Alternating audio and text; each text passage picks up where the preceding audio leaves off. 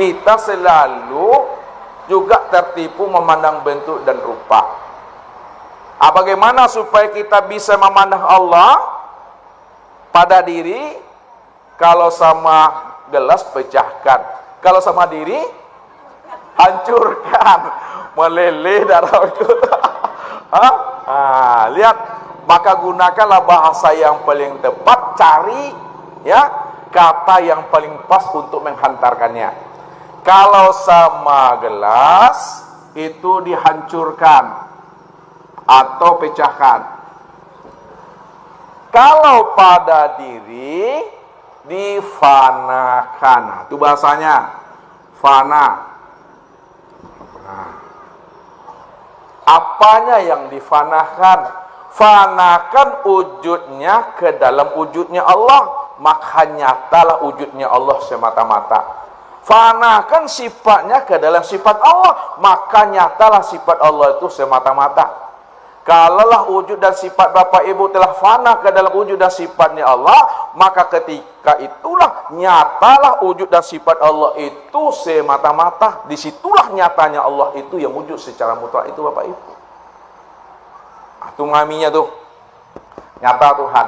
Nah sekarang, kemana tempat memandang nyatanya Tuhan itu? Nah lihat, kalau Tuhan telah nyata, kemana tempat memandang nyatanya Tuhan? Memandang nyatanya Tuhan secara sempurna itu adalah kepada insan.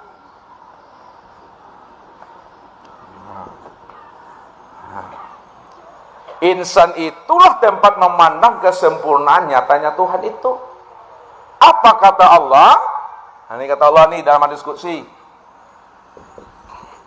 Al-insanu nafsi wa ana nafsuhu. Insan itu adalah diriku dan akulah dirinya insan itu. Yang kedua, al-insanu siri wa siri sifati wa sifati la ghairi.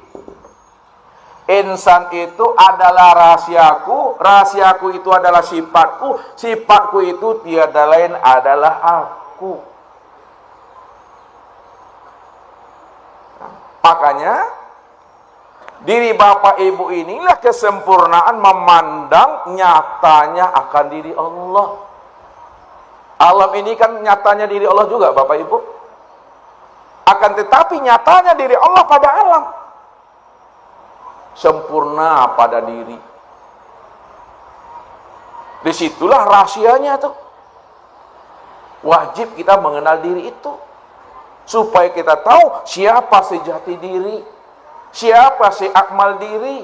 Siapa diri sejati. Dan siapa sebenar-benar diri. Rupanya yang dikatakan si akmal diri. Diri sejati. Sejati diri. Itu tiada lain adalah Allah subhanahu wa ta'ala.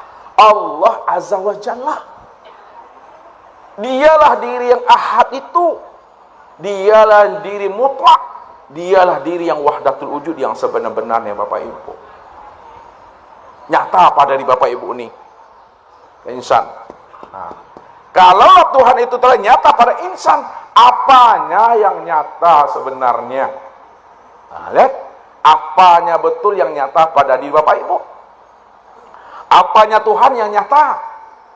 Nyatanya Tuhan itu pada insan, yang nyata itu adalah zatnya. Yang nyata itu adalah sifatnya. Yang nyata itu adalah asmanya. Yang nyata itu adalah af'alnya.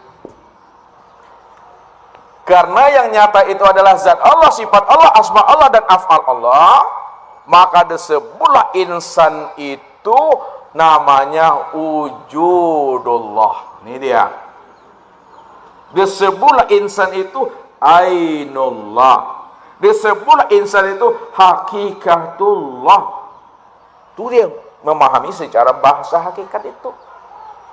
Sekarang, kalaulah zat Allah nyata pada insan, Sifat Allah nyata pada insan, asma Allah nyata pada insan, afal Allah nyata pada insan. Kita lihat satu-satu. Nyatanya afal Allah pada insan terpandang pada tubuh. Nah, lihat. Ya, nyatanya afal Allah pada insan nampak pada tubuh. Jadi apa yang diperbuat oleh tubuh ini, itulah sebenarnya nyatanya fiil atau perbuatan Allah itu. Wallahu khalaqakum wa ma ta'malun.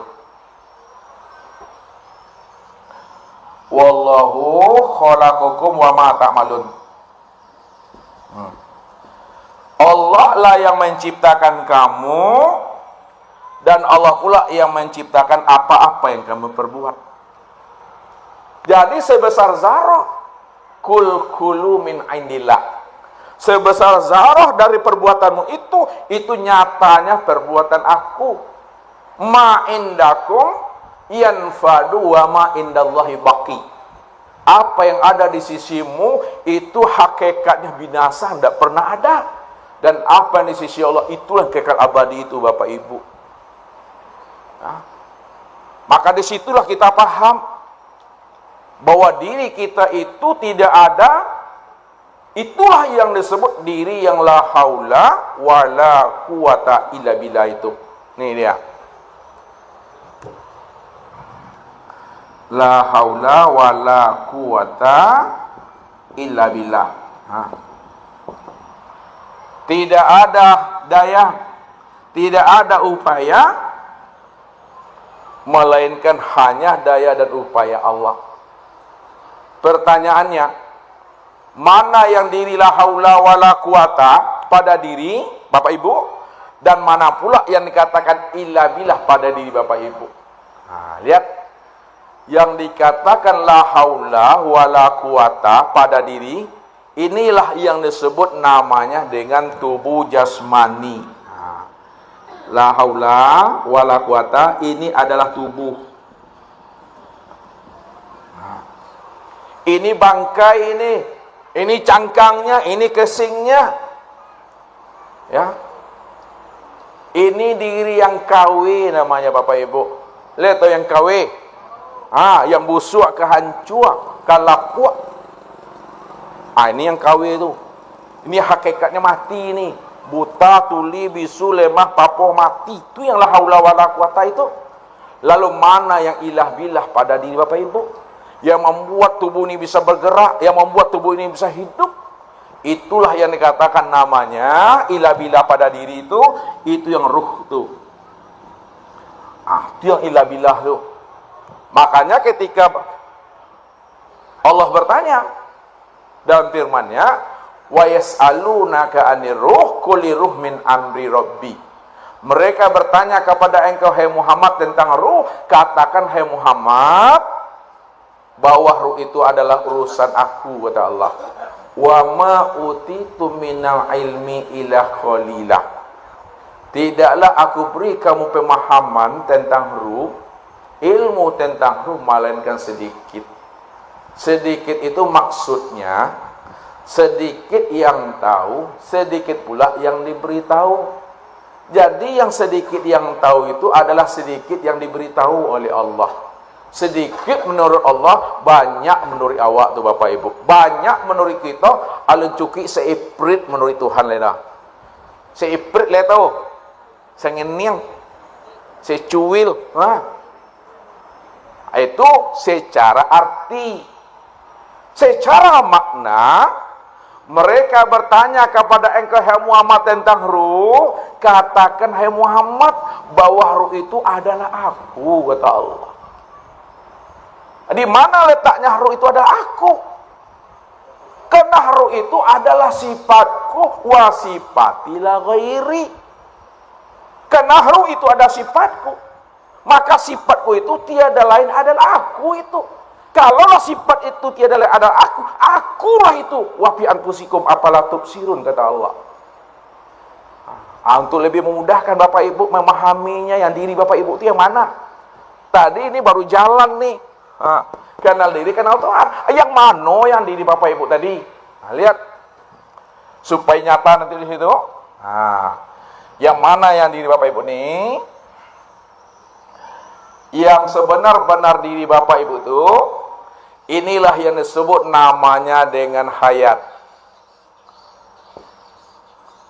Nah, ya Bapak Ibu ya. Yang mana diri Bapak Ibu? Yang sebenar diri itu hayat. Namun hayat itu baru sebutan tuh Bapak Ibu. Setiap sebutan, setiap nama ada orangnya tuh. Jangan taunya hayat-hayat tapi tidak tahu orang yang mana. Nah, lihat mana yang sebenar hayat. Yang sebenar hayat itu adalah nyawa. Nyawa itu maknanya nyata wujud Allah tuh meliputi sekalian tubuh dan memenuhi sekalian rongga tubuh. Artinya nyawa tuh. Nyawa itu juga baru sebutan. Mana yang nyawa tuh? Yang nyawa itulah yang disebut namanya dengan napas. Nah. Kadang kita sulit mencari yang hidup di dalam diri. Padahal Bapak Ibu setiap saatnya bernapas. Itu yang turun masuk lah, yang keluar masuk, yang turun naik itu. Ya, kita supaya mencari yang hidup di dalam diri. Padahal kita setiap saatnya bernapas, yang keluar masuk, yang turun naik. Itu napas. Napas ini itu baru sebutan. Mana yang sebenar napas itu? Yang sebenar napas itu yang ruh itu. Nah, yang ruh.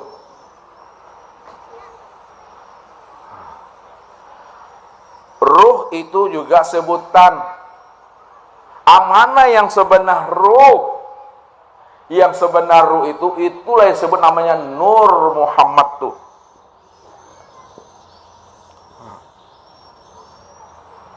Mana yang Nur Muhammad tuh? Yang sebenarnya Nur Muhammad itulah yang disebut namanya dengan sifat. Sifat yang mana? Itu yang sifat ma'ani itu. Sifat yang 7. Nih. Nah, sama basar, kalam, ilmu, kudarat, iradat, dan hayat. Nah, yang sebenarnya sifat itu, ya, itu tiada lain adalah zat. Yang sebenar sifat itu adalah zat. Nih, zat. Nah, siapa yang sebenar zat? Yang sebenar zat itu adalah aku. Siapa aku tuh? Namanya itulah Allah. Innani anallah la ilaha illah ana. Sesungguhnya aku inilah Tuhan yang bernama Allah. Tidak ada yang nyata, tidak ada yang wujud. Melainkan yang nyata dan wujud itu adalah aku, kata Allah. Karena akulah yang awal, akhir, zahir, dan batin. Awalnya aku, tidak ada ujungnya. Awalnya aku, tidak ada permulaannya.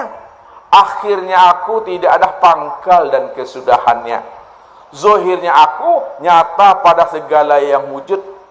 Walaupun Allah tidak berbentuk dan tidak berupa, namun segala bentuk dan rupa itulah kezahiran nyatanya akan rupa wujud Allah itu yang semata-mata. Dan dialah yang batin. Walaupun Allah itu batin, namun batinnya tiada tersembunyi karena dia telah zahir pada segala yang ada ini. Maka Allah lah segala-galanya. Segala-galanya itulah nyatanya akan diri Allah itu. Tuh Bapak Ibu. Nah, rupanya yang sebenar diri itu tidak lain adalah Allah Azza wa Jalla. Ini yang sebenar-benar diri itu. Allah itu lain katakan namanya diri sejati. Allah itulah yang namanya sejati diri. Allah itulah yang katakan seakmal diri. Allah itulah yang katakan sebenar-benar diri. Kenapa dikatakan dia diri sejati, sejati diri? Kenapa dia dikatakan seakmal diri dan sebenar-benar diri? Karena dialah diri yang wujud secara mutlak. Dialah diri yang satu-satunya. Tidak ada diri yang lain selain daripada dirinya. Dialah diri yang ahad itu. Esa, tunggal dan tiada berbilang itu. Maka disitulah nyatanya akan fiilnya tuh pada tubuh ini. Yang kedua, kemana tempat memandang nyatanya asma Allah pada insan? Tempat memandang nyatanya asma Allah pada insan, itulah pada hati. Hati inilah tempat memandang asma Allah itu, Bapak Ibu. Oleh karena itu, bagaimana Bapak Ibu bisa memandang asma Allah, nyatanya Allah? Lenyapkan sekalian alam dan hapuskan sekalian diri dalam pandangan hati. Kalau sudah lenyap sekalian alam dan sudah hapus sekalian diri dalam pandangan hati, maka ketika itu nyatalah Allah yang wujud senyata-nyatanya pada alam dan pada diri. Disitulah kita memandang akan asma Allah itu yang sebenar-benarnya. Karena diri Bapak Ibu ini adalah rahasia Allah, maka nama daripada diri Bapak Ibu itulah yang dikatakan nama rahasia diri Allah yang sesungguhnya. Jadi tak payah Bapak Ibu mencari nama Allah yang ke-100 tuh. Nama diri Allah yang ke-100 itulah sebutannya insan, tapi nama daripada insan itu juga nama rahasia diri Allah yang ke-101 itu yang sebenarnya. Tuh. Yang ketiga, kemana tempat memandang sifat Allah? Tempat memandang sifat Allah pada insan itulah nyata pada ruh. Ini yang saya bilang tadi. Siapa ruh itu? Ruh itu tiada lain adalah aku, kata Allah. Sedangkan tempat memandang zat Allah pada insan, inilah dia sebut nama dengan sir. Sir itu apa artinya Bapak Ibu? Sir itu maknanya rahasia. Rahasia. Sir itu maknanya rahasia. Lalu dalam pemahaman kajian ilmu mengenal Allah, rahasia itu disingkat namanya dengan rasa. Jadi rahasia itu disingkat namanya dengan rasa. Apa itu rasa? Rasa itu maksudnya Rasul Allah. Makanya Allah bilang, wa'lamu anna fikum Rasulullah. Ketahuilah bahwa di dalam dirimu itu ada Rasul Allah. Mana yang Rasul Allah? Yang dikatakan namanya singkatan rasa, yang disebut rahasia, itu adalah ruh. Ruh itulah yang disebut namanya rasa. Rasul Allah itu wa'lamu anna fikum Rasulullah. Ketahuilah bahwa dalam dirimu itu ada Rasulullah, utusan Allah. Qad ja'akum rasulun min anfusikum. Telah datang kepada kamu seorang rasul dari dalam dirimu sendiri. Itulah yang disebut namanya ruh. Ruh itulah yang dikatakan rasa. Rasa itulah yang disebut namanya Rasul Allah. Wa fi anfusikum afala tubsirun. Inilah Bapak Ibu. Sudah sempurna nyatanya Bapak Ibu. Pertanyaannya, kalaulah Allah itu telah sempurna wujud dan nyatanya pada alam, dan sempurna lagi wujud nyatanya pada diri insan, Bapak Ibu sudah kenal dia atau belum? Sudah lihat dia atau belum? Sudah nampak atau belum? Halo?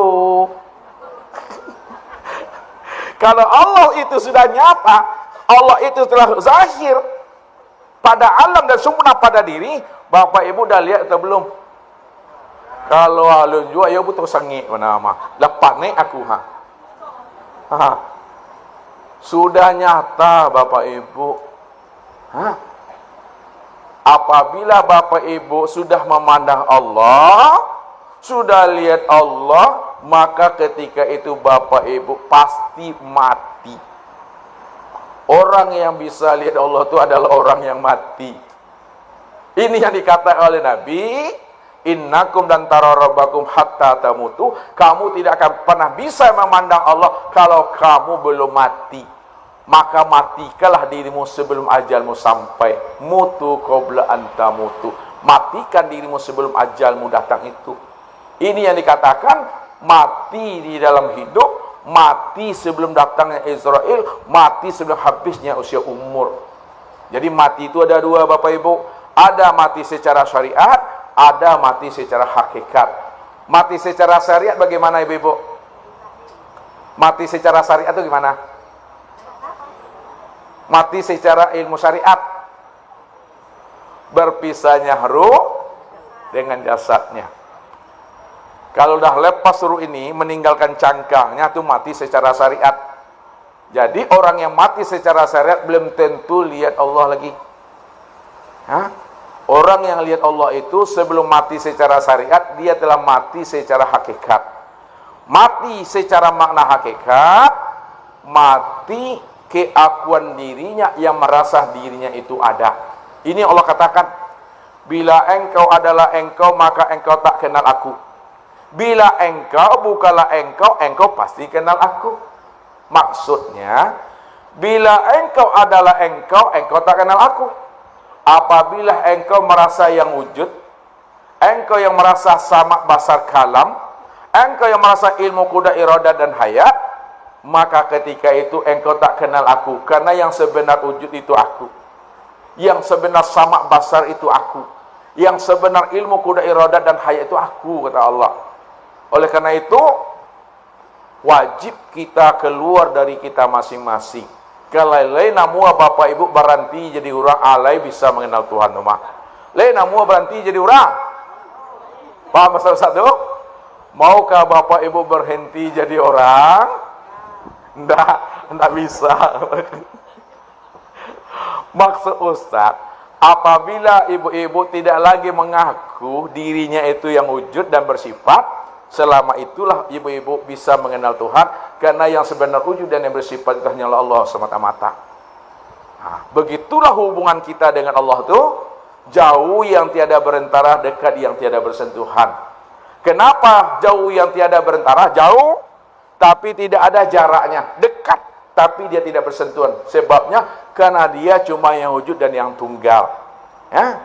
Kalau dia cuma yang wujud dan yang tunggal, maka kewujudan Allah tidak lagi ditutupi, dibatasi oleh ruang, waktu, dan tempat. Disitulah letaknya. Ala innahu bikulli syai'in muhit. Ini penutup. Apa kata Allah? Ala innahu bikulli syai'in muhit.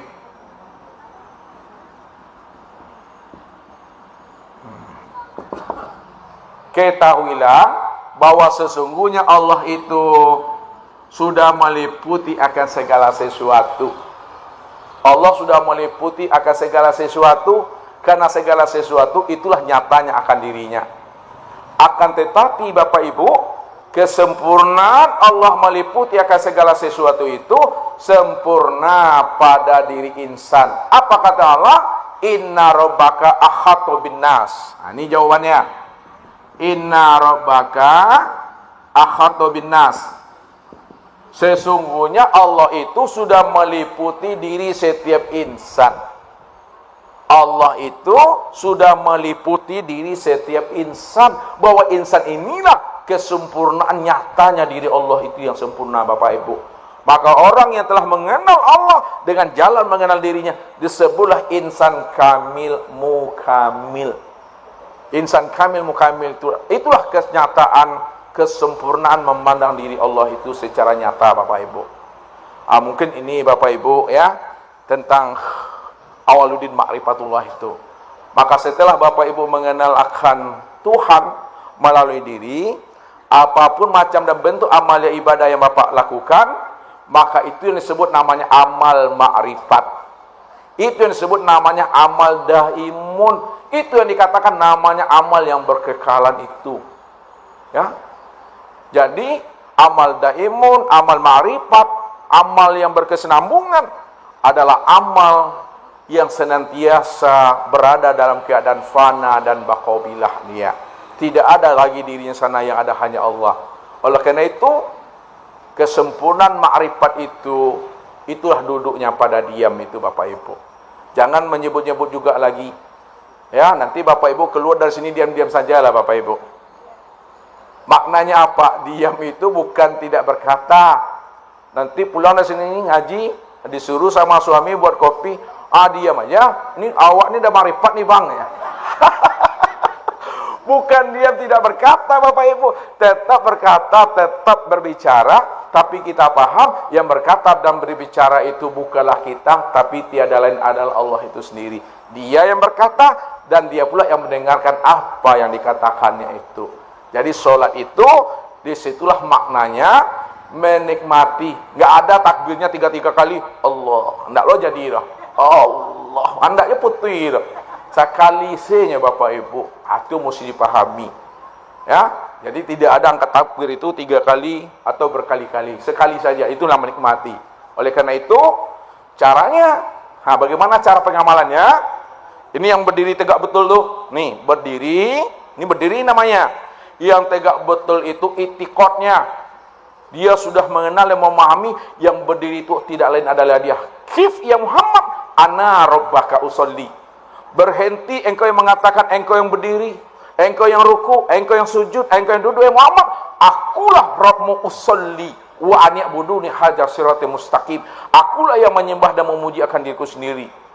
Pada saat itu mulut membaca surat, telinga mendengarkan bacaan surat, akal pikir mengawasi apa yang dibaca oleh mulut dan apa yang didengarkan oleh telinga dan apa yang diperbuat oleh anggota tubuh, mulai dari takbiratul ihram sampai salam.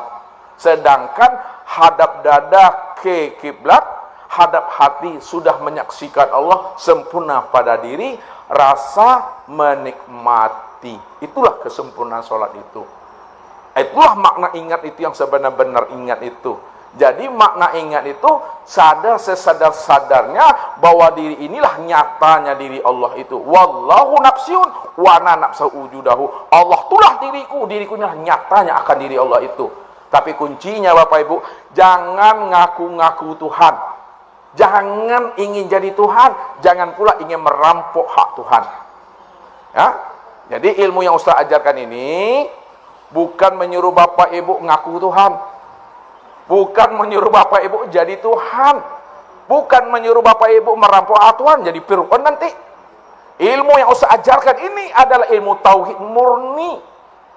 Maksudnya apa? Apa yang Ustaz ucapkan itu untuk memberikan pemahaman dan penjelasan, hanya Allah sajalah yang wujud dan yang ada. Inilah yang disampaikan oleh Syekh Siti Jenar dengan ajarannya Manunggaling Kaul Gusti. Ini yang disampaikan oleh Ibnu Arabi dengan wahdatul wujudnya. Ini yang dikatakan namanya oleh Abu Mansur Al-Halad dengan hululnya. Ini pula yang dikatakan oleh Syekh Abu Yazid Al-Bustami dengan itihadnya. Apa yang disampaikan mereka, bukan mereka mengatakan diri mereka Tuhan, tapi apa yang mereka sampaikan dalam rangka memurnikan akan keesaan diri Allah. Hanya Allah cuma yang ada, Allah cuma yang wujud dan semata-mata. Itu saja Bapak Ibu yang dirahmati oleh Allah. Aku pun dah capek aku nih Nanti kalau ada mau bertanya silakan. Kita buka pertanyaan dan tanya jawab. Billahi taufik wal hidayah. Wassalamualaikum warahmatullahi wabarakatuh.